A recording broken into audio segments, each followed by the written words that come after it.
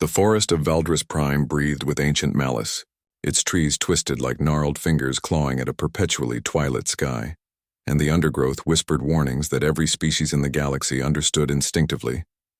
Turn back. Every species except humans. Lena walked through the violet shadows with the same careful reverence she'd shown on a dozen death worlds before this one. Her boots made soft impressions in the moss that glowed faintly with bioluminescence, marking her passage like footprints in snow.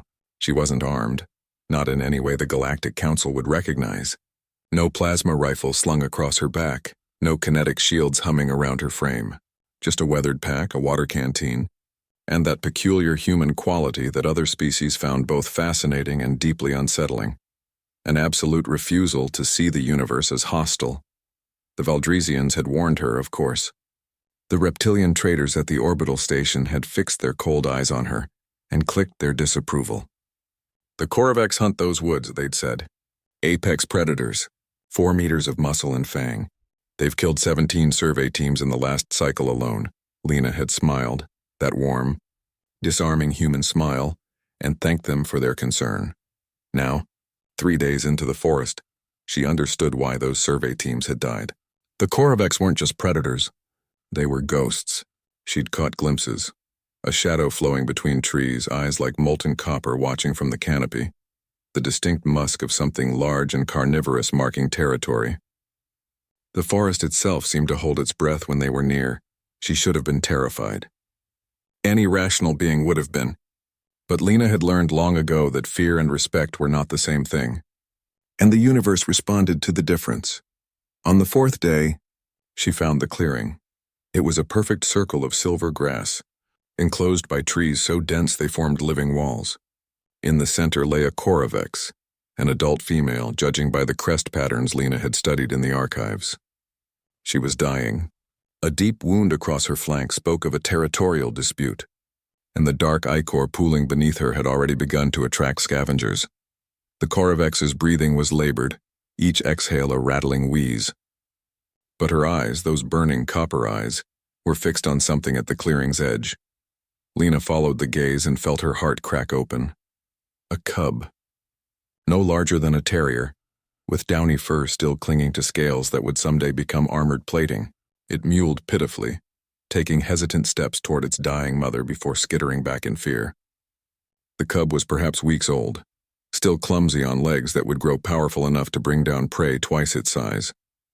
The mother Korvax saw Lena then. Their eyes met across the clearing, and in that moment an entire conversation happened in the language beyond words.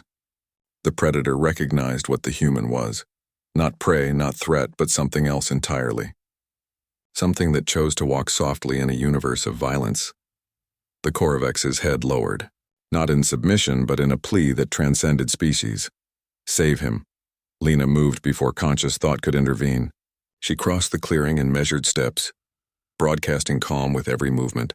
The cub hissed, a tiny, adorable attempt at intimidation.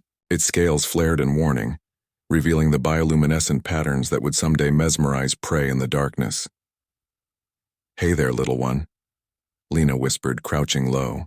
I know you're scared." The cub's hiss faltered. It tilted its head, processing this strange creature that smelled of sympathy instead of aggression. In the galaxy's long history of predator and prey, no other species had ever learned to weaponize gentleness quite like humans had. Behind her, the mother's breathing grew shallower. Lena extended her hand slowly, palm up, the universal gesture of peace. The cub sniffed, its forked tongue tasting the air. It took a step forward. Then another, its tiny claws, needles that would become daggers, pressed against Lena's palm with experimental curiosity. And then, with the simple trust that only the innocent possess, the cub climbed into her arms. It was lighter than she expected, all soft, downy fur and vulnerable warmth. It nuzzled against her chest, seeking the comfort of a heartbeat, any heartbeat. Lena held the tiny predator close, feeling it tremble, and something fundamental shifted in the universe. The mother Korvax watched. In her dimming eyes, something like peace flickered. She had hunted for survival, killed for survival, lived every moment in the brutal calculus of predator and prey. But in her final breath, she witnessed something her species had never imagined. a creature that chose mercy when violence would have been easier. The great predator's eyes closed for the last time.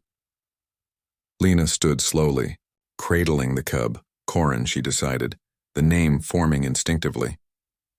The young Korovex had already fallen asleep against her heartbeat, exhausted by grief and fear and the strange comfort of alien arms. She should have left him. The logical choice, the safe choice. Corin would grow into something that could tear her apart without effort. Every survival instinct screamed at her to walk away. Instead, Lena adjusted her pack and began the long walk back to her ship. The forest watched. In the shadows, adult Korovex tracked her movement, waiting, for the moment she would drop the cub or use it as leverage.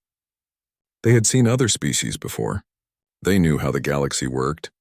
But as hours passed and Lena continued, still cradling Corin with infinite care, still murmuring soft reassurances to the sleeping cub, something unprecedented happened. The hunt ended. One by one, the Korovex emerged from the shadows. Not to attack, but to escort. They flanked her path like honor guards. These apex predators who had never known anything but violence, now walking beside the human who had chosen compassion over survival. By the time Lena reached her ship, 24 Korovex surrounded her in a loose circle. Corin woke in her arms, yawned to reveal needle teeth, and chirped at his kin.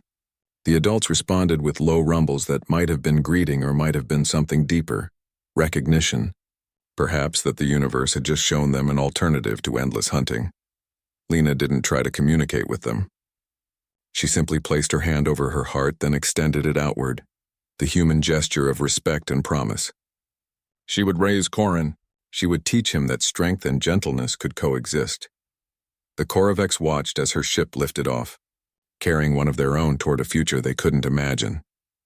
3 cycles later, the Galactic Council received a report that shook their understanding of predator-prey dynamics. The forests of Valdris Prime had opened to researchers.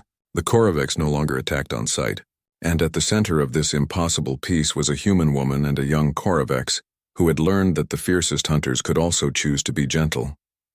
The hunt had ended forever, not because predators stopped being predators, but because one human showed them they could be something more. Humanity indeed.